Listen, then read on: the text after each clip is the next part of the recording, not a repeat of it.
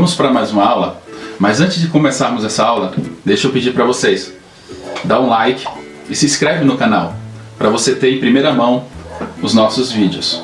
Platão, aluno de Sócrates.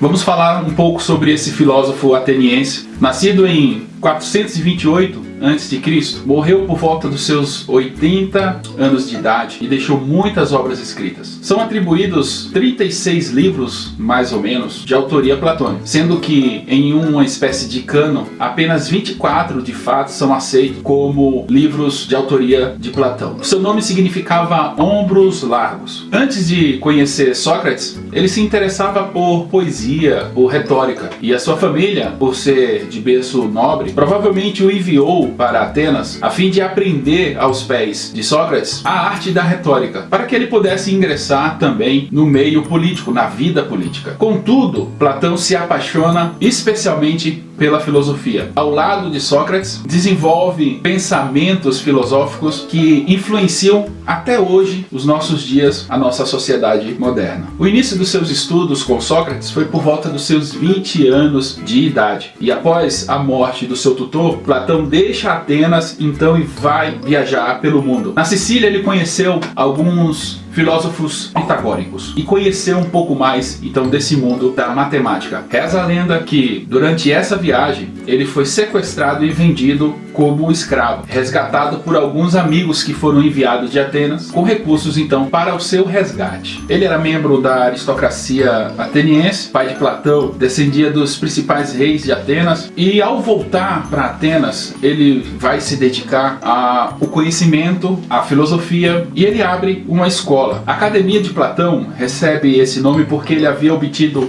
um pedaço de terra nos arredores de Atenas, e o benfeitor da academia, a pessoa que concedeu esse terreno, se chamava Academos. E essa academia então ficava situada no Jardim de Oliveiras, dando origem então assim à expressão os Jardins de Academos. Algumas das obras que Platão escreveu consagradas são República, ou Banquete, Apologia a Sócrates e As Leis. Nós hoje vamos falar um pouco mais sobre a República, mais especificamente sobre o mito da caverna. Mas antes disso, vamos relembrar um pouco o ambiente em que Platão estava e por que ele propôs essas obras na sociedade em que ele estava inserido. De certo modo, estava desgostoso com a República, com a democracia. E ele percebe que mesmo a democracia era capaz de ser muito tirana, pois foi em um ambiente democrático que o seu grande mestre, o seu professor, foi sentenciado à morte, sendo ele inocente. Então, Platão ele vai trabalhar sobre o autoconhecimento. Ele vai abordar ambientes onde o homem precisa conhecer-se a si mesmo, tal qual Sócrates convidava o homem a esse conhecimento através da maêutica. Ele desenvolve uma linha ou uma estrutura de autoconhecimento semelhante, porém mais fundamentada no conceito de síntese, antítese e tese. É a dialética platônica. Platão acreditava que o homem precisa de um autoconhecimento e que esse autoconhecimento gera um autocontrole, um domínio de seus sentimentos. Uma vida não refletida não vale a pena ser vivida. É necessário reflexão, não apenas viver a vida aleatoriamente, como diz aí a filosofia do nosso filósofo popular, deixa a vida me levar. Ele cria em uma felicidade, uma excelência que vem do termo eudaimonia. Para Platão, o mundo ele é arquétipo, ou seja, ele se constrói a partir de um protótipo, de um tipo que está no mundo das ideias. Como construir uma casa sem antes haver o projeto? Então, para Platão existia dois mundos diferentes: o mundo da esfera real, que é o mundo principal, e o mundo das ideias, que é um lugar metafísico. O mundo das ideias não é apenas real, mas é também mais real do que o mundo dos objetos físicos. Pasme você. Para Platão, o mundo ideário, onde existe o protótipo de todas as coisas que nós vemos aqui na Terra, físico, aquilo que é palpável, de algum modo neste mundo metafísico transcendente, o protótipo perfeito desta ideia ou deste objeto se encontra lá. O mundo das ideias é a esfera do verdadeiro conhecimento. O mundo dos objetos materiais é a esfera da mera opinião. É a esfera da doxa. Doxa, que é a opinião do senso comum, conhecimento simples e popular. Nós bem sabemos que Platão não acreditava que a excelência, a verdade, a felicidade ou qualquer conhecimento mais excelso, mais elevado, se encontra em uma doxa, em uma simples opinião, em um simples momento, em gozar das felicidades frívolas do agora. Ele acreditava, tal qual Sócrates, em uma verdade universal, em um mundo ideal, sendo este mundo o mundo das ideias ou o mundo das sombras, onde ali há o modelo e o protótipo perfeito de todas as coisas. Perceba como nós muitas das vezes estamos nesse ambiente de doxa quando refletimos a sabedoria, o conhecimento. Você já deve ter ouvido o ditado popular que diz: deixe o teu coração te conduzir, siga o teu coração, faça valer a sua vontade, você precisa ser feliz. Esses pensamentos, muitas das vezes, eles estão simplesmente voltados para um emergencialismo em resposta ao sofrimento que uma pessoa pode estar vivenciando naquele momento. Por isso, esse senso comum, ele é amplamente combatido por Platão. Para ele, o conhecimento é episteme, é o conhecimento verdadeiro e universal. Para Platão, educar o homem não é apenas lhe dar informação, lhe passar conteúdos, mas formar o homem para que ele possa trazer aquilo que ele tem de melhor dentro dele. O homem tem dentro de si, segundo Platão, toda a bondade, respeito, sabedoria, todos esses sentimentos nobres estão lá. Apenas precisa existir um processo de educação que traga isso à tona, que isso saia do mundo das ideias, que isso saia do mundo das sombras e se torne evidente na vida do homem. Isso precisa vir à tona em um modelo de filosofia tal qual era o de Sócrates. Isso, de certa forma, é estabelecer um tipo de homem. E para Platão, isso era muito importante, pois ele viu que a democracia, sendo manipulada pelos poderosos, fazia com que o poder permanecesse apenas na mão dos poderosos. E muitos desses poderosos eram tiranos. Logo, Platão ele pensa em um homem modelar, em um homem protótipo, onde esse homem, de algum modo, receberia toda a educação da polis, da cidade, seria treinado para exercer as funções políticas. Não receberia nada por isso, mas faria esse serviço por gratidão, por aquilo que ele aprendeu, por aquilo que foi providenciado pela própria polis. Deste modo, então, este homem que agora não é apenas um homem comum, mas é um homem filósofo, sendo ele conhecedor da verdade, conhecedor de uma verdade epistemológica, ele vai lutar, vai se esforçar para que aquela cidade atinja esse protótipo, esse arquétipo de modelo de cidade. É claro que ele sabe que em algum momento, mesmo que a cidade alcance um padrão de justiça, verdade e de felicidade calcada neste protótipo, em algum momento essa cidade ela vai ruir, porque é o processo natural. A verdade universal para Platão, ela não é atingível, mas ela deve ser buscada. Em algum momento, mesmo o homem ou a cidade, em busca desse processo de melhoria e de alcance do protótipo do ideal universal, ele chega a um certo status. E em algum momento esse status se desconstrói para algo novo, porque isso é o próprio reflexo da vida. Isso é o próprio processo natural da vida. Morte, vida, nascimento, morte, vida, nascimento. Ou nascimento, vida, morte.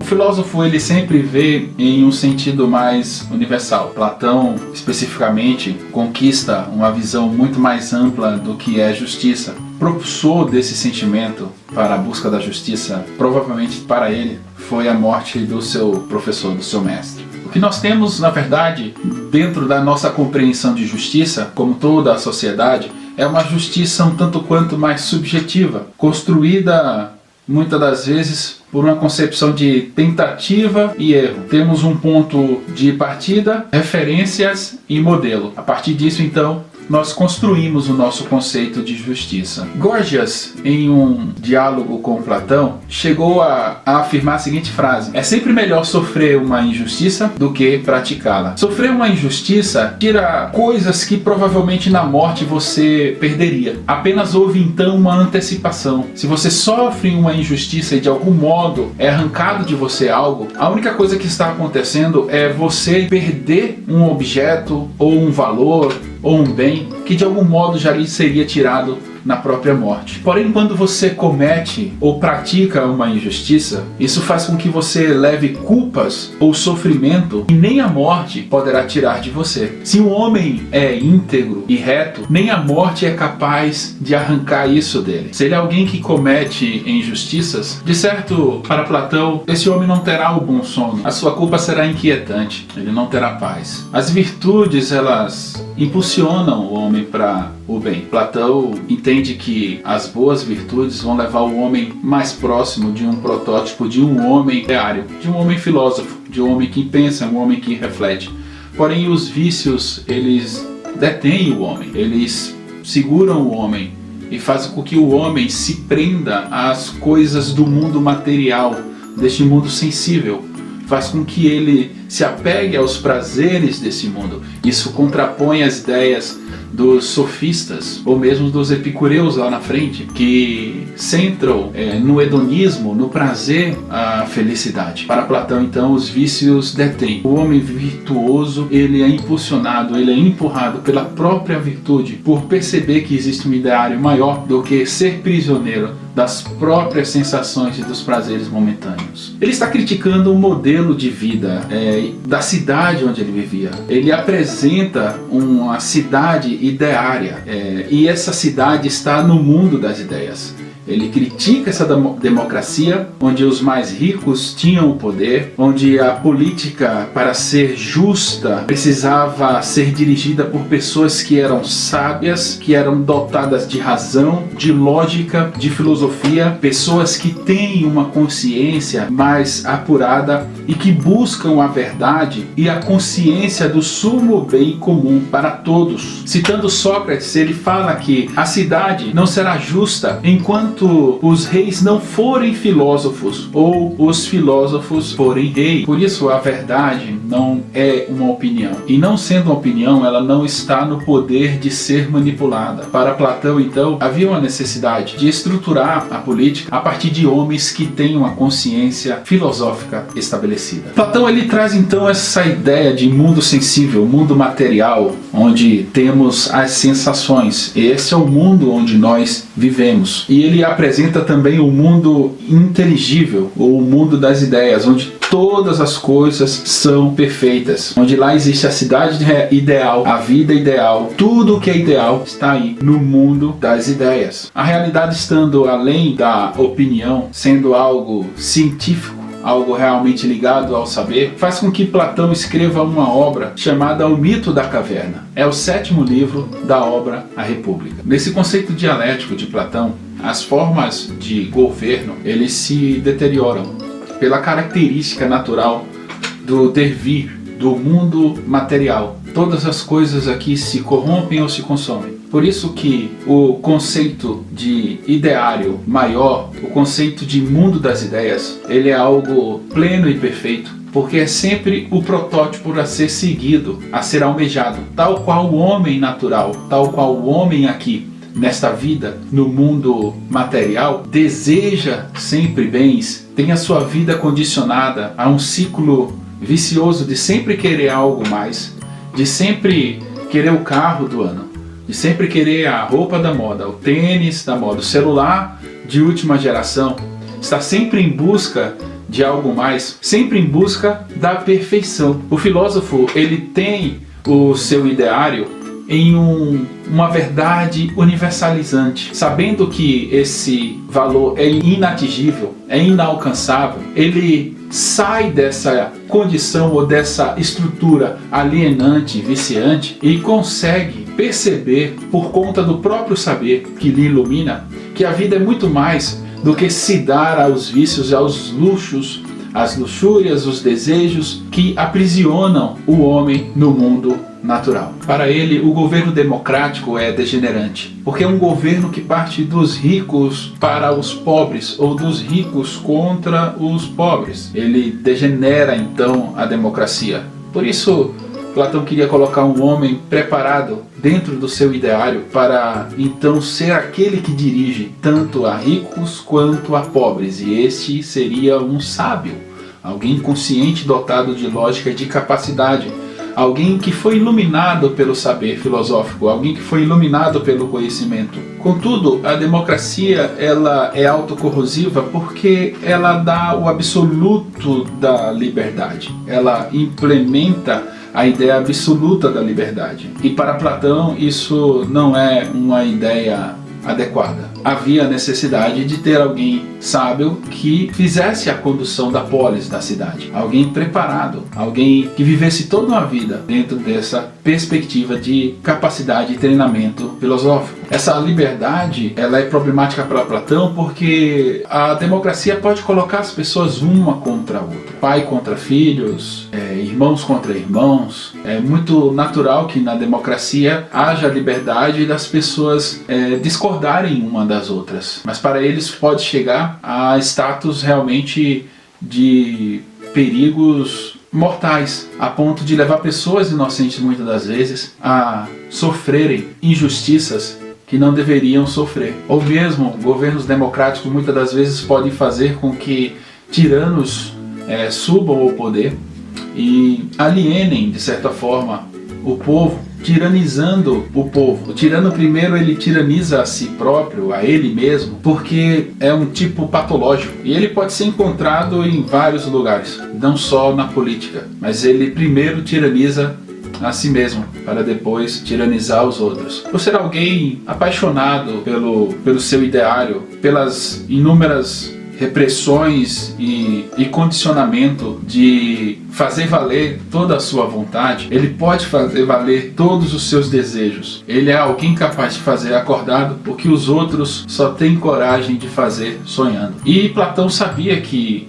a cidade, a polis, estava de algum modo na mão de tiranos. E isso o incomodava ferrenhamente. Algumas pessoas podem praticar a justiça apenas porque, de algum modo, a justiça lhe traz benefícios, ou alguns podem procurar viver apenas da aparência de ser justo, mas sendo pessoas injustas. Algumas pessoas só querem justiça porque de algum modo a justiça pode lhe beneficiar. Alguns procuram viver aparentemente uma vida justa, mas sendo pessoas injustas, vivem na aparência para de algum modo serem aceitos em ciclos, porque o indivíduo quer, na verdade, os benefícios do aparentar ser justo. Pensando nesse aspecto de justiça, e a justiça ela se dá pelo enxergar a verdade, Platão ele elabora um mito muito interessante. Vamos avaliar o mito da caverna. O que é realidade, conhecimento, o significado da vida? Grandes tópicos com que podemos lidar figurativamente, para explicar a existência como uma viagem por uma estrada ou através de um oceano, uma escalada, uma guerra, um livro, uma linha, um jogo, uma janela de oportunidade, ou a curta vida de uma chama. Há 2.400 anos, um dos maiores pensadores da história disse que a vida é como estar preso numa caverna, forçado a ver sombras projetadas em uma parede de pedra. Bem legal, certo? Foi o que Platão sugeriu na sua alegoria da caverna, que se encontra no livro 7 de A República, no qual o filósofo grego imagina a sociedade ideal, ao examinar conceitos como justiça, verdade e beleza.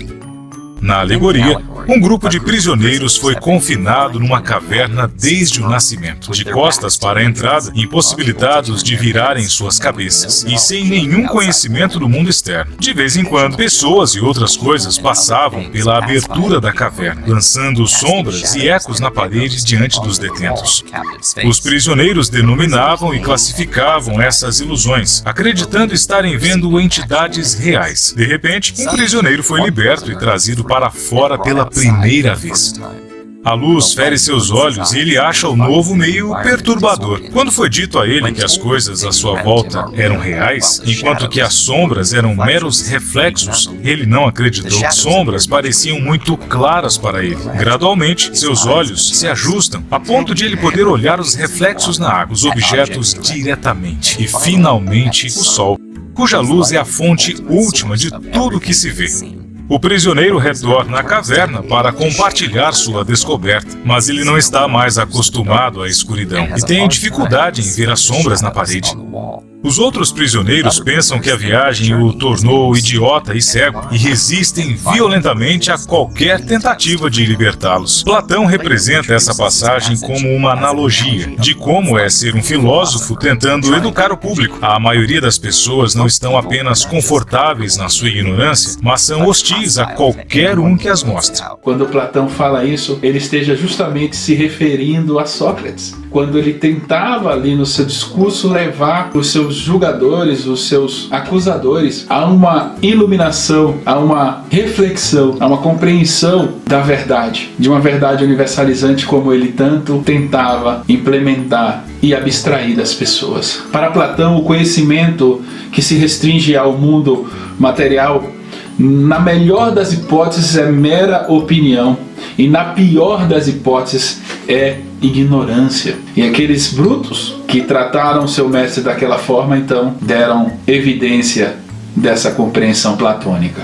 A tarefa, então, da educação para Platão era justamente conduzir as pessoas da escuridão para a luz, da caverna com sombras para o sol do meio-dia, para um lugar ensolarado. O termo latino educare descreve esse processo que significa literalmente conduzir para fora. Sabemos que todo mito é um símbolo, uma espécie de parábola. E o mito da caverna, ela foi muitas das vezes contada de outra forma em filmes e histórias em tempos mais modernos, em tempos mais atuais.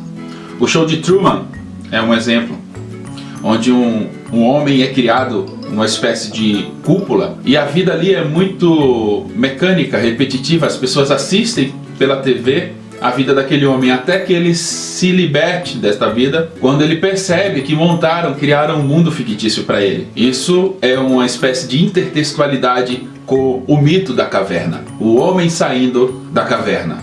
Então, atenção para spoilers. Eu vou falar especificamente sobre um filme que é uma espécie de intertextualidade com o mito da caverna, chamado Matrix.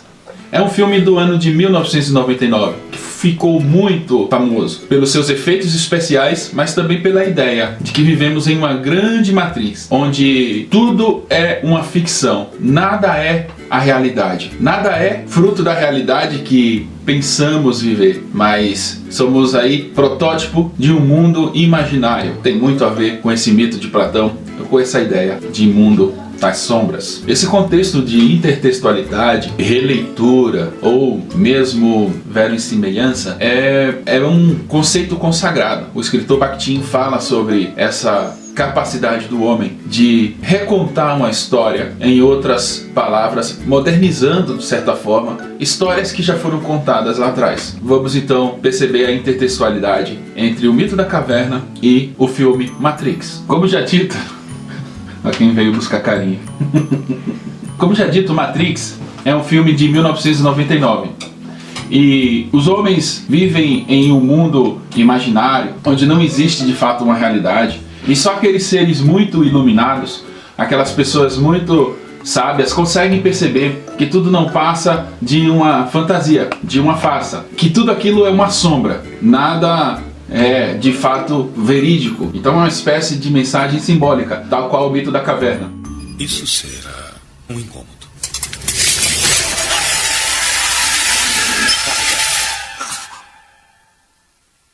Este é o Construct, nosso programa de configuração. Pode configurar qualquer coisa. Roupas, equipamentos, armas, simulação para treinamento, qualquer coisa que precisarmos. Estamos dentro de um programa de computador? Acha tão difícil de acreditar? Sua roupa está diferente, os plugs da sua cabeça e braços sumiram. Até o seu cabelo mudou. Sua aparência, o que chamamos de autoimagem residual, é uma projeção mental do seu eu digital. Isso não é real? O que é realidade? Como você define realidade? Se estamos falando do que sentimos, cheiramos, saboreamos e vemos, então a realidade não passa de sinais elétricos que o cérebro interpreta. Este é o mundo que você conhece, tal como era no final do século XX. Agora só existe como parte de uma simulação neurointerativa que chamamos de Matrix. Você vivia em um mundo irreal, Neo. Este é o mundo que existe hoje.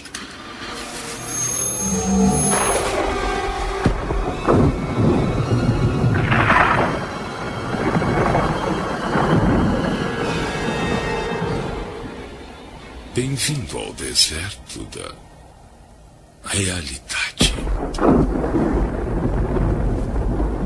Temos somente fragmentos de informações, mas o que sabemos com certeza é que no momento do início do século XXI, toda a humanidade estava unida em um tipo de autoadoração. Nós estávamos maravilhados com o nosso brilhantismo quando concebemos a IA. IA.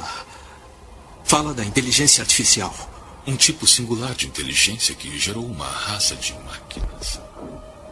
Não sabemos quem desencadeou isso, se nós ou eles, mas sabemos que fomos nós que queimamos o céu. Na época, as máquinas dependiam da energia solar e acreditava-se que elas não viveriam sem a fonte de energia abundante do Sol. Na história da humanidade, sempre dependemos das máquinas para sobreviver. Parece que o destino não se manifesta sem ironia. O corpo humano gera mais bioeletricidade que uma bateria de 120 volts e mais de 25 mil BTUs de calor. Isso combinado com uma forma de fusão, as máquinas encontraram toda a energia que iriam precisar. Há campos, Neo. Campos infinitos em que os seres humanos não nascem mais. São cultivados.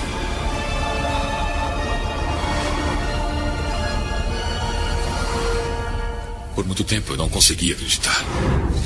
Então eu vi os campos com os meus próprios olhos. Eu os vi liquefazerem os mortos para sua alimentação intravenosa vitalícia. Parado ali vendo a horrorosa precisão das máquinas, eu me dei conta de uma verdade óbvia. O que é a Matrix? Controle.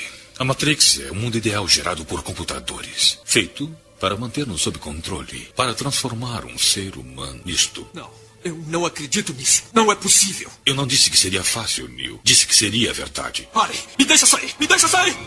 Eu quero sair! Calma. Calma. Tira essa coisa de mim! Me larga! Fique longe de mim! Eu não acredito em vocês! Eu não acredito! Eu não acredito! Eu não acredito! Vai pirar. Respire. Respire. Um jovem programador de computador chamado Neo, ele percebe que há uma coisa não concreta e veraz na própria vida, e alguns sinais, graças à condição dele de ser um programador de computador, faz com que ele perceba que a vida não passa de uma ilusão. Entra aí em rigor a questão do mito do herói. Ele se torna uma espécie de herói, precursor da libertação de outros daquele mundo imaginário onde existe um ser que oprime e manipula as mentes. Tal qual no mito da caverna, o homem quer sair dessa condição, desse efeito ilusório. Ele escala com muita dificuldade, penosamente, o caminho até a iluminação. E quando ele chega lá e vê a luz, ele volta para contar para os outros. Neo, de igual modo, ele percebe esse mundo imaginário, ele percebe esse mundo de sombras e ele luta para despertar os outros, para mostrar e para desbancar aqueles que são os detentores ou criadores da Matrix. O filme brinca o tempo todo com a ideia de sombra, aparências. A pessoa some e aparece o tempo todo, o tempo para, as percepções, mas o eu que assiste este mundo permanece. Ele sempre está vigilante sobre todas as coisas. É interessante que as formas, eles somem e aparecem de um lugar para o outro, está ligado a uma cabine telefônica, a um telefone. E é claro que para os mais jovens que não acompanharam essa década e não viram esse filme vão estranhar. Talvez se o Matrix fosse feito hoje, seria o celular que faria-os entrar dentro da Matrix. Mas eles precisavam ter sempre esse mecanismo de ter um telefone ou uma cabine telefônica para que eles pudessem entrar na Matrix. Esse mundo informatizado, né? Tem tudo a ver com essa ideia. No período, o filme ainda operava muito em MS-DOS, que é um sistema que talvez os jovens mais novos nem vão entender o que é isso, MS-DOS. Uma telinha preta que ficava apenas aparecendo alguns comandos. É muito usado ainda em programação, mas para nós que já estamos acostumados com softwares mais avançados, esse sistema é obsoleto. Como já dito, Matrix é altamente simbólico. O próprio nome Matrix significa útero, mãe no latim. Esse mundo nos empresta mecanismos. Neste mundo de Matrix, mecanismos são emprestados aos que ali vivem. O mecanismo que esse mundo oferece é a própria vida. A vida é uma espécie de veículo e não pode ficar parado. Precisa haver movimento para esse veículo. E esse veículo nos leva a algum lugar, ou deve nos levar a algum lugar. Ou pode, de algum modo, nos aprisionar. Os personagens, eles estão sempre marcados de cor preta. E é interessante porque o preto é muito simbólico também. Ele não reflete as luzes da Matrix. Eles não idealizam o colorido porque eles sabem que aquele mundo é um mundo que não reflete a verdade. Logo, para não refletir essa mentira, eles usam pretos. Todos eles usam preto. E eles usam também um óculos preto que ficou famoso, que é para que os seus olhos ali também não sejam enganados, não reflitam nenhuma imagem ilusória. Tudo isso muito simbólico, deixando claro que neste mundo paralelo, neste mundo imaginário, a realidade e a imaginação, a realidade e a ficção, elas estão interligadas. Neo, que é o protagonista da história, também é altamente simbólico. Novo é o significado do seu nome, ou renovado. Ele rompe com esse quociente coletivo, onde todos estão indo com a massa, todos pensam uniformemente do mesmo modo e são prisioneiros dessa ilusão. Ele é uma espécie de escolhido, ele é uma espécie de libertador para aquelas pessoas. Outro detalhe para o nome do personagem principal, Neo, novo ou renovado, é o anagrama de One, de primeiro, ou o primeiro homem, o escolhido, o principal. O seu nome é Thomas A. Anderson e o significado desse nome é um homem que aceita o que vê. Mas Andreios, que está ligado a filho da coragem, filho do valor. Então é um homem que aceita o que vê e que tem valor em si, o primeiro, o escolhido, o principal.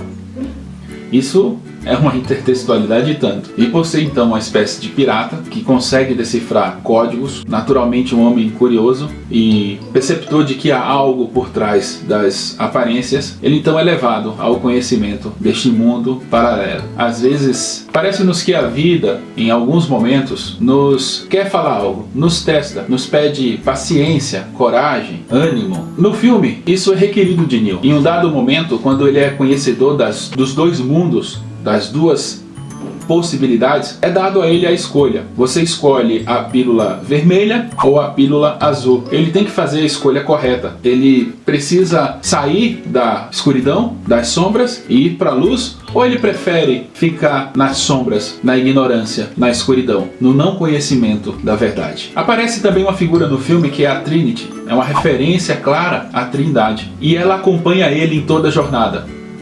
Tal qual aparece também um mestre, que ele ensina tudo, fazendo justamente esse fechamento aí trinitário, de três pessoas que lutam pela libertação, pelo bem do homem, pelo bem da humanidade, livrando o homem do vírus, livrando o homem do demiurgo, do mal que quer consumi-lo.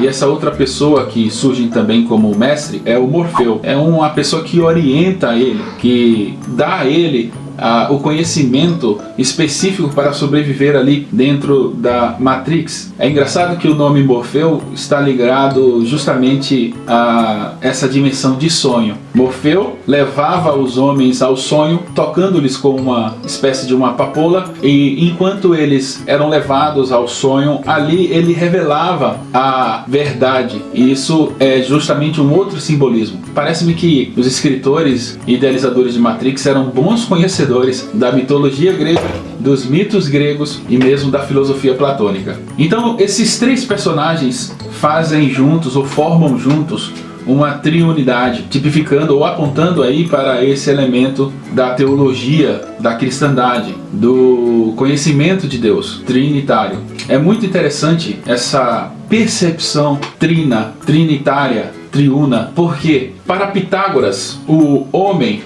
unity, o ponto inicial, ou a pessoa que é o homem físico, o indivíduo nessa vida, ele só consegue ser quem é porque ele segue uma forma tridimensionalizada. Ou seja, todos os objetos que nós vemos ao nosso redor e que podemos pegar, que não nos foge da abstração, eles são objetos em 3D. Então essa tríade, essa concepção de 3D, ela é muito relevante e importante e não conseguimos fugir dela. A realidade está em 3D. Nós conseguimos ver as coisas em 3D. Os autores da vida, eles são triunos. Os autores e guerreiros pela libertação e pela verdade, pela realidade. No filme, eles também são uma tríade. Interessante isso, não? Matrix está em todos os lugares. E por estar em todo lugar, a Matrix é como uma espécie de sombras, sempre girando, sempre em movimento, nunca está parada. Isso aponta um pouco para aquela condição da alma humana de sempre almejar o que está em movimento, sempre ter um objeto que é objeto do seu desejo, da sua vontade. E essa vontade, tal qual a vida, ela vai se renovando todo dia, de modo circular, as vontades e os desejos do indivíduo, do homem. Hoje eu quero isso, amanhã eu quero aquilo, e amanhã eu quero mais, sempre mais, criando de certa forma aí um ciclo vicioso. Então, como tirar esses homens da caverna, desse ciclo? Como fazer esses homens enxergarem a verdade? Como fazer com que eles possam de fato ver a luz? Sócrates, ele diz que não se dá a luz a uma mulher que não está grávida. Quando foi perguntado a ele, por que então não tomar um homem, sentá-lo em uma cadeira, colocá-lo para aprender até que ele se transforme, ou seja, um homem renovado em seu conhecimento e assim seja um filósofo, seja um conhecedor da verdade. Sócrates então diz isso, que não se dá a luz a uma mulher que não esteja grávida. É necessário primeiro engravidar, em outros termos, é necessário primeiro duvidar, é necessário primeiro ter o interesse, a vontade de querer aprender, de ir além desse consciente coletivo, dessa massa manipulada que sequer pensa de onde vim, para onde vou, quem sou, qual é a minha origem, quem é o meu Criador. Veja que Platão já está questionando essa cosmovisão. Platão já está, de certo, levando em conta que os homens não fazem essa reflexão, tal qual Sócrates também contestava isso. Na Matrix, a inteligência é artificial e o sol ele é tapado e logo não tem luz. Somente a cidade de Sião é um lugar que tem luz, que apresenta luz. E os homens, eles serviam de certa forma para essa inteligência artificial como uma espécie de pilha, ou seja, apenas para produzir energia. Logo, somos máquinas dentro da Matrix, vivendo a vida de forma mecânica. Será que isso já não ocorre em nossos dias? Será que já não vivemos uma vida um tanto quanto mecânica? Trabalho, casa, escola, atividades domésticas, apenas vivemos a vida sem nenhuma compreensão do que é a vida. Apenas ligamos aí o software de vida e desligamos quando a vida acaba, sem produzir para a vida de fato aquilo que melhor há em nós, sem deixar na vida um legado, sem de alguma forma influenciar na vida de outros ou mesmo lançar boas sementes para a vida. Nada é original nessa vida mecanizada, tudo é apenas uma reprodução. Vivemos um mundo utilitarista, olhamos para o mundo apenas como um lugar onde podemos obter coisas. Isso não é uma vida um tanto quanto não vivida, não bem vivida. A natureza, os animais, todas as coisas ao nosso redor apenas nos servem como coisas. É a reificação, a coisificação. Pessoas são coisificadas, coisas são coisificadas e tudo serve tão somente para abastecer o meu ego. Tudo serve tão somente para servir-me e depois é descartado. Eu olho o mundo apenas como um lugar de sobrevivência. Logo, como o homem poluiu os céus e apenas existe luz neste lugar no filme, o homem se torna então uma espécie de escravo da máquina. Como viveríamos hoje sem internet? Você consegue se imaginar trocar a sua condição de vida, sendo um homem da cidade, se tornando um homem do campo? Será que você conseguiria sobreviver? Será que você teria a sabedoria, os mecanismos e o conhecimento adequado para viver no campo? E o homem do campo, retirado do campo, colocado na cidade grande, será que de igual modo ele teria a condição de sobreviver nesse ambiente? São coisas que nos fazem pensar o quanto somos mecânicos e dependentes de um sistema. A grande pergunta que o filme faz é que, será que nós estamos vivendo um mundo real, verdadeiro? E se nós conseguíssemos acordar desse sonho, o que seria o real? Como saber o que é real? Será que este mundo aqui não é irreal? Bom, sabemos que ele é passageiro, que um dia nos depararemos com a morte. Imagine como o protagonista, como Neo. Você tem certeza de que vive em um mundo real? Para Platão, você vive no mundo irreal. O mundo das ideias seria o mundo real. E ele só pode ser resgatado porque justamente a dúvida é o resgate da sua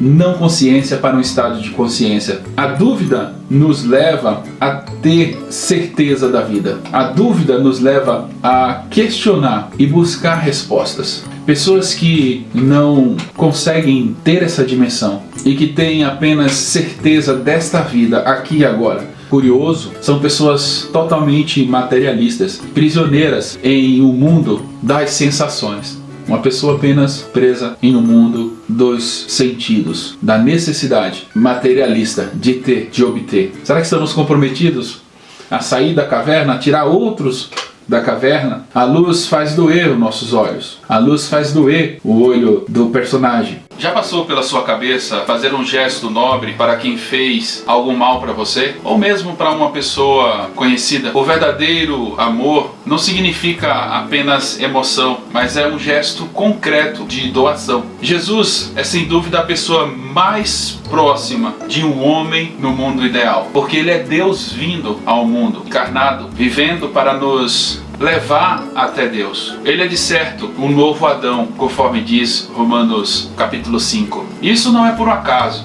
Ele, sendo parte da Trindade, sendo o próprio Cristo prometido, ele nos tira das trevas e nos convida para o reino do seu amor, para andarmos na luz que dele emana, na luz que é ele. Ele nos leva ao conhecimento do Pai. Quando estamos em Cristo, nós não vivemos nas sombras delimitadoras, pois através da sua própria revelação, a revelação do seu ser, conhecemos o Pai, conhecemos a Deus. Seus ensinamentos são profundos, com proposta desapegadoras. O que Platão não conseguiu imprimir por meio do conhecimento e da sabedoria, nós entendemos que em Cristo foi possível e ocorreu a grande mudança do homem, a grande conversão do homem de se tornar uma pessoa desapegada e voltada para o mundo espiritual, para o ambiente da fé. Ela ocorre em Cristo, porque já não é pelo poder do próprio homem e não é por coisas que emanam do homem ou mesmo por valores que estão dentro do homem que o homem chega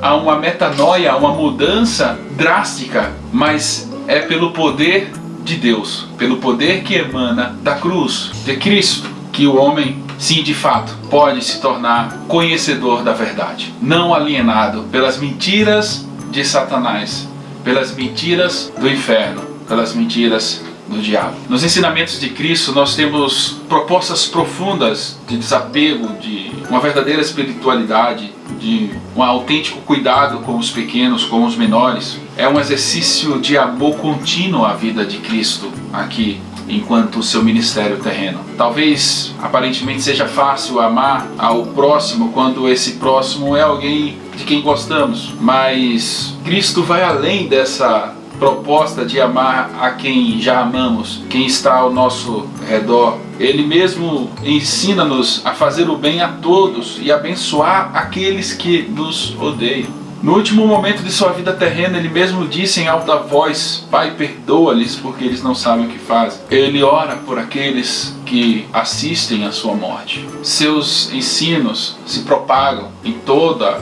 Jerusalém, Judéia, Samaria, até os confins da terra. E existe uma história muito bela de um homem que aparentemente vivia em suas convicções, que tinha a sua razão, a sua cosmovisão e o seu entendimento de que conhecia a verdade e era detentor dessa verdade. Mas Cristo o faz perceber que todos os seus conceitos e preconceitos, conceitos preconcebidos, não passavam, na verdade, de sombras. Que ele não passava de um homem na escuridão de uma caverna. Porém, a luz de Cristo brilhou para ele. Vamos falar um pouco de Saulo de Tarso, também conhecido como Paulo.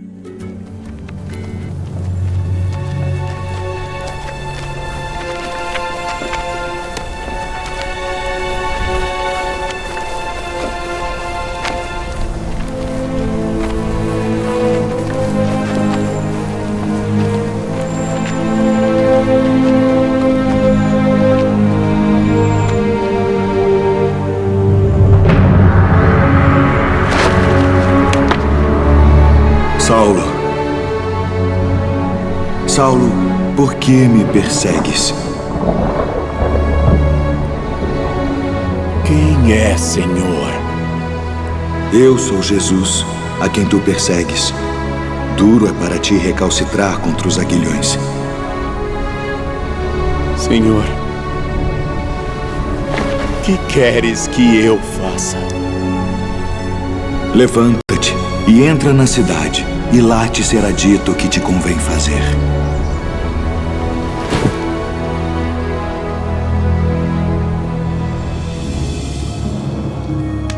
Ananias. Sim. Eis-me aqui, Senhor. Levanta-te e vai à rua chamada Direita e pergunta em casa de Judas por um homem de Tarso chamado Saulo, pois eis que ele está orando. E numa visão ele viu que entrava um homem chamado Ananias e punha sobre ele a mão para que tornasse a ver. Senhor, de muitos tenho ouvido acerca deste homem. Quantos males tem feito aos teus santos em Jerusalém. E aqui tem poder dos principais dos sacerdotes para prender a todos os que invocam o teu nome. Vai, porque este é para mim um vaso escolhido, para levar o meu nome diante dos gentios e dos reis e dos filhos de Israel. E eu lhe mostrarei quanto deve padecer pelo meu nome.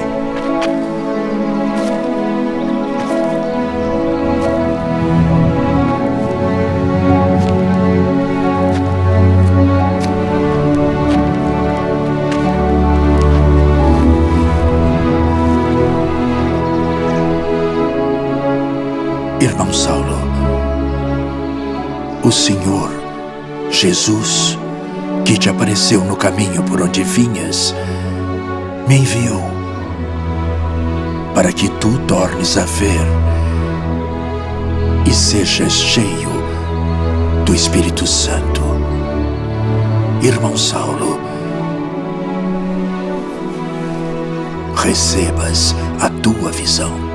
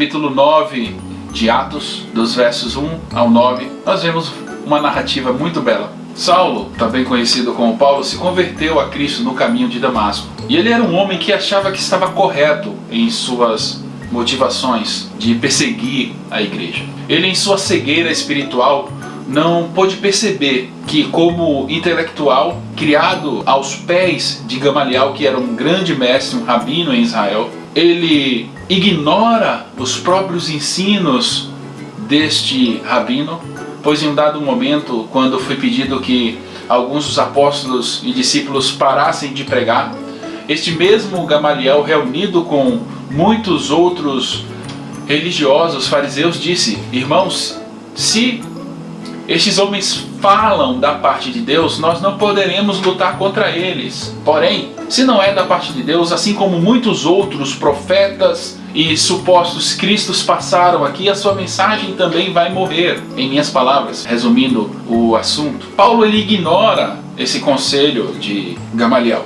e pede carta a Anás e Caifás, que eram sumos sacerdotes na época, para perseguir o povo de Deus. Em sua cegueira espiritual, ele não pôde perceber que ele não estava vivendo a verdade, que ele não percebia a coisa de fato como era, mas ele continuava vivendo nas sombras, nas promessas do Antigo Testamento, que apontavam para um Cristo que, dentro da perspectiva ou do desejo, do anseio do judeu, era um Cristo. Ter conhecimento é bem diferente de andar no caminho, de evidenciar as verdades cridas. Paulo estava vivendo nas sombras. As esperanças que Platão deposita na educação ou no ensino para emancipar o homem, tornando-o um filósofo, nós encontramos na conversão em Cristo. Genuinamente, verdadeiramente, na conversão em Cristo Jesus. Paulo, ele é um homem que troca de cosmovisão. Ele troca o comando da sua vida. Onde reinava a autossuficiência, a cegueira, as convicções pessoais próprias, agora ocorre um convite a reinar a confiança em Deus. É uma troca de poder. Deus passa a ser Senhor de Paulo. E não mais ele era Senhor de seus próprios sonhos, de seus próprios objetivos, do seu desejo de perseguir a igreja. Sim, Paulo imaginava em sua cabeça que de algum modo ele estava correto fazendo aquilo, que ele era zeloso, que ele era um homem que guardava a lei, que ele era um homem aplicado à lei e que precisava perseguir os cristãos que estavam de algum modo desvirtuando a sua religião. Mas Paulo não conseguia entender que tudo aquilo eram sombras e que a verdadeira luz agora brilhara no mundo. E essa luz era Cristo, e os seus olhos cegos iriam enxergar esse Cristo. A cega convicção de Paulo o leva a pensar que está certo gerar a morte de outros irmãos cristãos judeus. Era possível antes desse encontro perseguir, matar os cristãos ou mesmo odiar os cristãos. Agora, após a apresentação de Cristo, após o encontro verdadeiro com Cristo, após a luz brilhar para Paulo, já não era mais possível permanecer do mesmo modo que ele estava antes daquele encontro. Essa crise, este momento de cegueira que Paulo vivenciou no caminho a Damasco, leva-o a perceber que seu caminho, antes de ver o brilho de Cristo, já não era mais possível de ser caminhado. Ao ser apresentado ao Deus verdadeiro, sendo o próprio Deus quem evidencia essa apresentação, Paulo então vai compreender por que os cristãos despertam os maiores sentimentos de ódio dos homens, sentimentos animalescos que o próprio Paulo por muitas vezes nutriu todo o seu ódio, toda a sua raiva, todo o seu rio de ódio para se tornar um homem amoroso, um homem dócil. Somente Cristo irradiando a sua luz, a sua salvação. Somente Cristo causando uma mudança na mente dos homens. Somente Cristo causando uma transformação completa. Ele que parecia superior, cheio de razões, de zelo e de certezas, se encontra cego, enquanto ia para uma cidade perseguir alguns desses cristãos. A conversão tem um aspecto de poder, de mudar um homem poderoso, aparentemente poderoso aos seus olhos. Nenhuma sabedoria é capaz de fazer isso, de acalmar a ira de um homem, de aplacar a sua superioridade. Logo ele que afirmava ver tudo muito bem sobre os seus olhos, logo ele que não se imaginava cego, mas como alguém sabedor da verdade, cheio de convicções e de certezas de que era necessário levantar a espada contra os cristãos. Talvez a gente pode imaginar Saulo ou Paulo se perguntando: agora, após essa cegueira, essa entrada na cidade, essa espera de 3 dias, como é que eu vou mudar? Quem vai realizar essa mudança na minha vida? Deus é quem toma o poder do convertido. É pelo poder de Deus que conhecemos a vontade dele. Deus ajusta a forma dele e faz com que a justa forma de ver o mundo, a cosmovisão de Paulo, agora se torne uma cosmovisão ajustada à vontade de Deus. Deixamos de ser livres pensadores, deixamos de ser egocêntricos, apaixonados, amantes do nosso próprio eu, e nos tornamos homens que são controlados pelo poder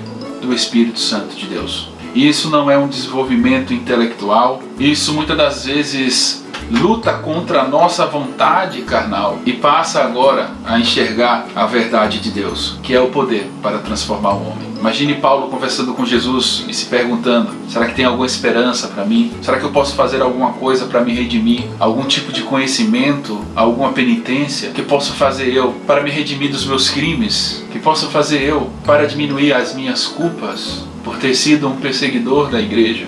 Um assassino. A conversão, a mudança, a transformação seria um meio de libertar Paulo e fazer dele uma nova criatura. A solidão, o momento que ele passa ali de crise, evidencia o poder de Jesus e faz com que ele entenda e perceba que o poder de Jesus é maior do que o seu, que o poder de Jesus é maior do que qualquer instituição, do que a religião em que ele estava inserido, e ele precisa romper com essa sua vida anterior, com seus costumes. Sozinho, Paulo então dali para frente passa a ser comandado pelo Senhor Jesus, porque ele é um vaso escolhido para uma obra específica. Jesus, ele se identifica com o seu povo e com a perseguição do seu povo e move toda essa história, toda essa narrativa para livrar o seu povo da perseguição e fazer de Paulo um vaso escolhido. Ou Jesus nos encontra em nosso caminho e nos convertemos através do poder dele, ou seremos eternamente cegos. Conversão não é um melhoramento, nada é aproveitado, nada no velho homem, é uma mudança